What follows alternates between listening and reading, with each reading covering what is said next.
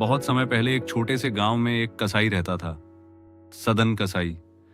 गांव के लोग उससे मांस तो खरीदते थे, पर उसे सम्मान की दृष्टि से नहीं देखते थे। जब भी वह बाजार में बैठता, लोग दूरी बनाकर खड़े रहते। बच्चों को तो घर वाले समझा देते, उसके पास मत जाना। पर कोई नहीं जानता था कि उस साधारण से दिखने वाले कसाई के भीतर कैसी अग्नि जल रही थी, भक्ति की अग्नि। सदन की एक अजीब आदत थी। वह हर सुबह दुकान खोलने से पहले आंखें बंद करके भगवान का नाम जपता। उसके सामने एक काला गोल चमकदार पत्थर रखा रहता था, जिससे वह मांस तौलता था। वह पत्थर उसके लिए बहुत प्रिय था। वह उसे बड़े प्रेम से धोता, कपड़े से पोंछता और माथे से लगाता। लोग हंसते, देखो कसाई का भी भगवान है। लेकिन सदन के चेहरे पर कभी क्रोध नहीं आता, वह बस मुस्कुरा देता। एक दिन गांव में एक वृद्ध संत आए। उनके चेहरे पर तेज था और आंखों में गहरी शांति।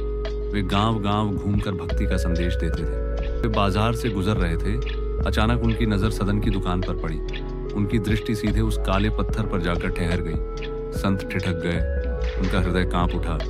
वह कोई साधारण पत्थर नहीं था, वह था शालिग्राम, भगवान विष्णु का पवित्र स्वरूप। संत के मन में आक्रोश भर गया।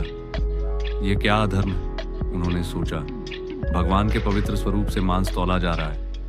वे तुरंत आगे बढ़े और बोले, अरे मूर्ख, क्या तुझे पता है तू किससे मांस तौल रहा है? शांत स्वर में कहा, यह मेरा प्रिय शिला है, मैं साक्षी मानता हूं। स्वर में कहा, यह शालिग्राम है, इसे छूने का भी अधिकार सबको नहीं होता और तू इसे मांस के पास रखता है। गांव वाले इकट्ठा हो गए। सबको लगा आज सदन को दंड मिलेगा। संत ने वह शालिग्राम उठा लिया और बोले, मैं इसे अपने आश्रम ले जा रहा हूं, भगवान का अपमान अब नहीं होगा। सदन ने विरोध नहीं किया, उसने बस फोल्डेड हाथ जोड़ दिए और कहा, जैसी आपकी इच्छा। उस रात संत अपने आश्रम में सोए। उन्होंने शालिग्राम को स्नान कराकर, फूल चढ़ाकर, दीप जलाकर बड़े आदर से स्थापित किया। उन्हें संतोष था कि उन्होंने भगवान को अपमान से बचा लिया। पर आधी रात को अचानक उनके कक्ष में एक तेज प्रकाश फैल गया। हवा में सुगंध भर गई, घंटियों की मधुर ध्वनि गूंज उठी। संत घबराकर उठ बैठे। उनके सामने दिव्य स्वरूप प्रकट हुआ, स्वयं भगवान जगन्नाथ। संत कांप उठे, वे भूमि पर गिर पड़े। भगवान की वाणी गूंजी, तुमने मुझे यहाँ क्यों लाया?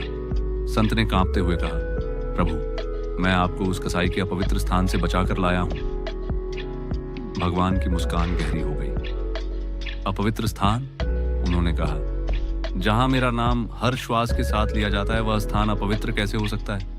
संत स्तब्ध रह गए। भगवान बोले, सदन मुझे बाट नहीं समझता, वह हर तौल से पहले मेरा नाम लेता है। वह जो भी करता है मुझे साक्षी मानकर करता है। उसका हृदय निर्मल है। तुम्हारी दृष्टि ने उसके कर्म को देखा, पर उसके भाव को नहीं। संत की आंखों से आंसू बहने लगे।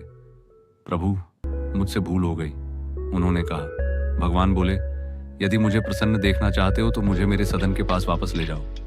प्रकाश धीरे धीरे लुप्त हो गया। अगली सुबह संत दौड़ते हुए बाजार पहुंचे। सदन अपनी दुकान सजा रहा था, पर आज उसके सामने वह प्रिय शिला नहीं थी। संत उसके चरणों में गिर पड़े। गांव वाले हैरान रह गए। मुझे क्षमा करो, संत बोले, मैं तुम्हारी भक्ति को पहचान नहीं पाया। उन्होंने शालिग्राम वापस सदन को सौंप दिया। सदन की आंखें भर आईं। उसने शालिग्राम को माथे से लगाया और धीरे से कहा, प्रभु, आप जहां रखें वहीं ठीक है। उस दिन के बाद गांव का दृष्टिकोण बदल गया। लोग अब उसे केवल कसाई नहीं बल्कि एक सच्चा भक्त मानने लगे। वे समझ गए कि ईश्वर बाहरी रूप नहीं देखते, वे केवल हृदय का भाव देखते हैं। सदन ने अपना काम नहीं छोड़ा। वह पहले की तरह ही मांस बेचता रहा, पर अब लोग जब उसके पास आते तो सम्मान से झुककर आते। कहते हैं, जीवन के अंतिम दिनों में सदन का चेहरा तेज से चमकने लगा था, और जिस दिन उसने अंतिम सांस ली, उस दिन पूरे गांव में अद्भुत शांति छा गई। लोगों ने महसूस किया, भक्ति का माप पेशा नहीं होता, भक्ति का माप हृदय होता है।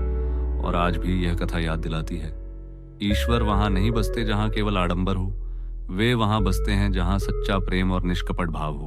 के लिए please subscribe this channel, share and comment